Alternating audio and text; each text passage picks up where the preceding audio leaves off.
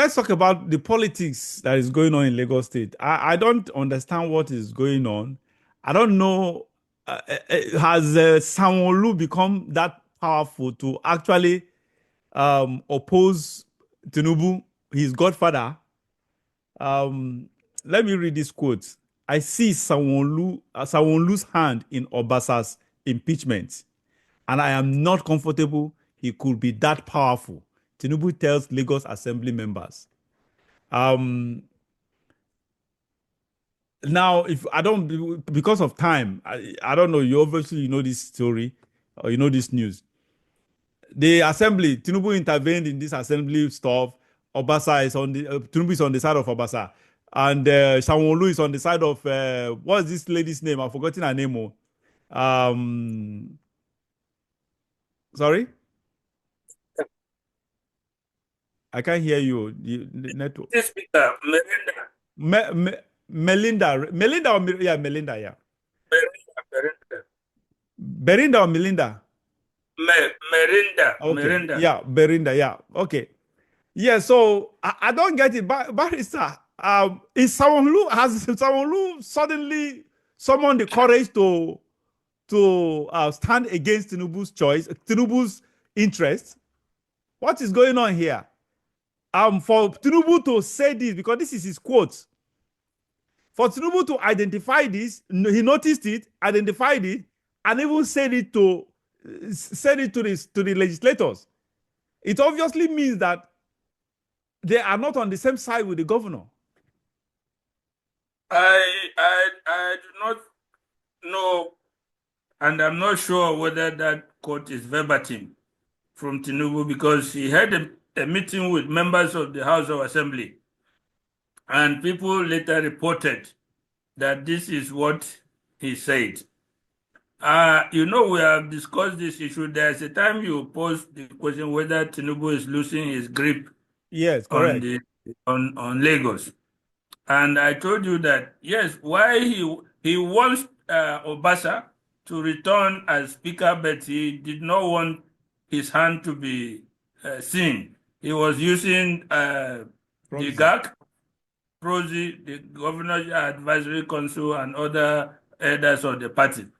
When it appeared that the assembly members were standing firm, when it appeared that the tactics he wanted to use to project that he was standing aloof, and it is the party that were doing, when it appeared that it was not going to work, he had to show his hand and call them and tell them.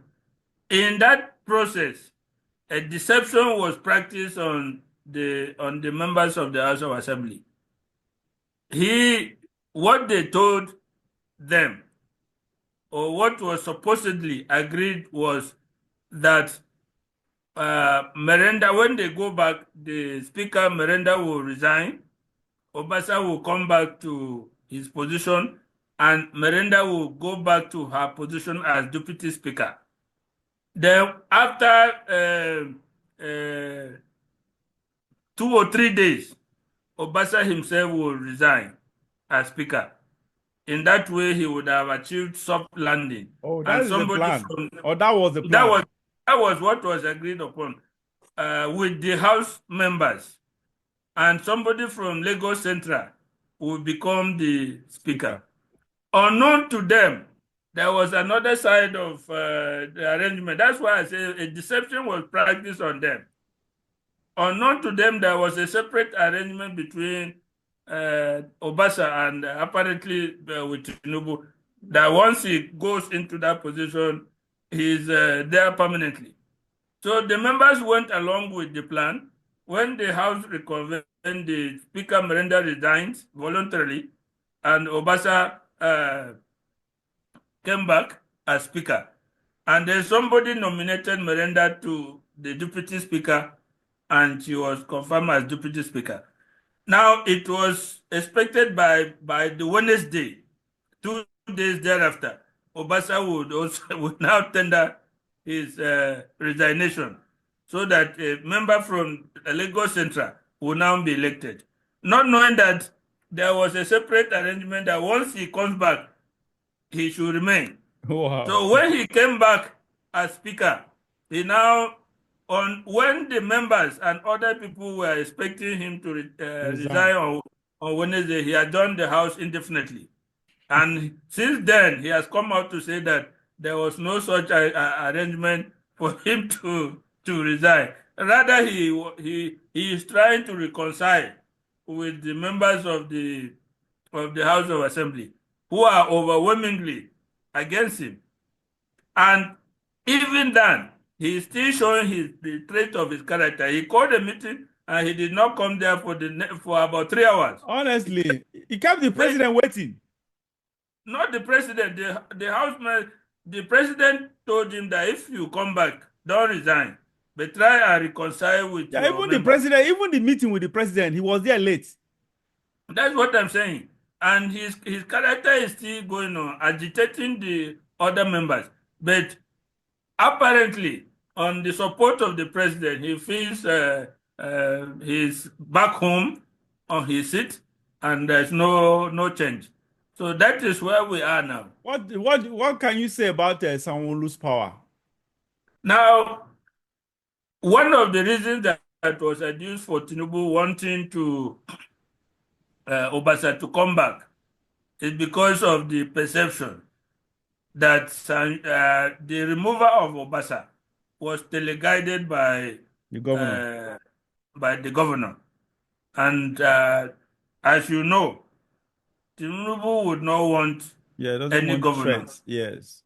or anybody to raise his head Yeah. up to become powerful in Lagos. And I think his advisors too told him, don't give that chance to this man to control the executive and also control the Legislature. legislature. Because we need that legislator. If he step out of line, we need the legislator to threaten him with impeachment like they did to Ambode and whip him in Yeah. line.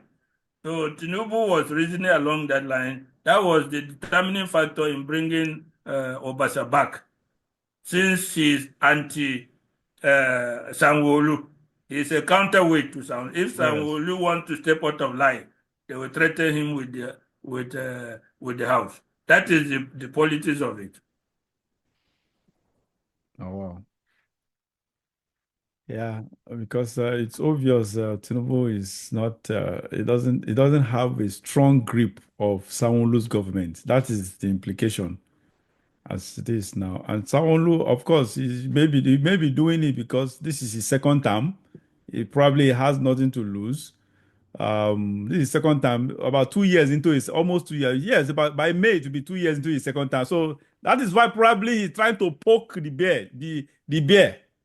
Maybe that's exactly what he's doing.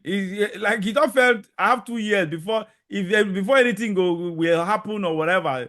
We have about 2 years to go, and in these 2 years, even if I'm impeached, and so what? I sort of so um I think honestly I'm beginning to see a power tussle between Tinubu and his surrogate, the governor, Sanwo-Olu. Honestly, the battle will intensify because in every rumor there must be an element of truth. There's no smoke without fire, and this is Sahara Reporter. Sahara Reporter, I've always trusted their news, even though the founder of it, of the whatever, is someone I just don't like. But the news side of Sahara Report, they spend money on news. That's one thing I like about this Sarah, what's his name? Um,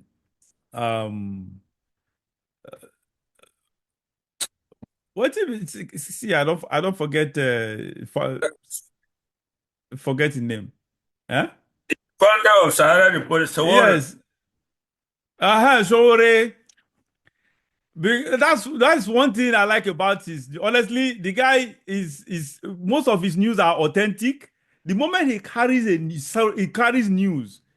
Honestly, I'm yet to. Very few of his news eventually turn out to be not completely true. But most of his news, honestly, if I read most of the news I have read on Sahara Reporters came out to be true. So what I just read, this Sahara Reporter, honestly, I believe in this issue what they said here. But if you go by this news, it obviously means that Tinubu has a camp that is different from the governor. The governor has a different camp from Tinubu's camp.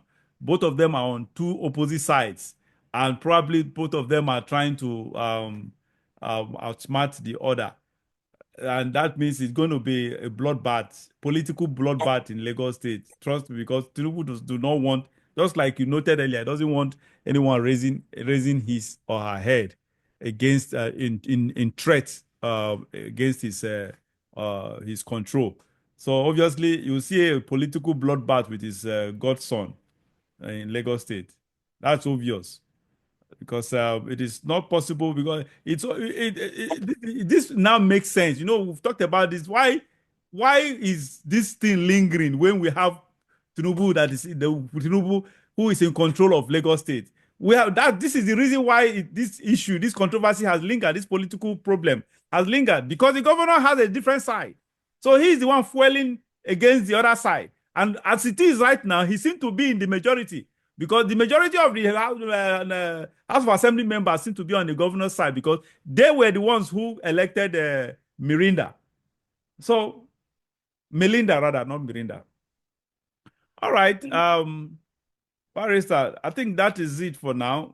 We are done for today. Thank you so very much, Barrister. In fact, spent so much time on this show today. Thank you for your time. Thank you for your patience. Thank you for always availing yourself the time to discuss broad issues. All right, viewers, as you heard, we've been having this robust conversation with Barrister Austin Manta, a very senior legal practitioner of over 40 years in practice. Barrister, thank you once again for joining us. It's my honor to be here. All right. Bye. Viewers, remain blessed. See you again next time.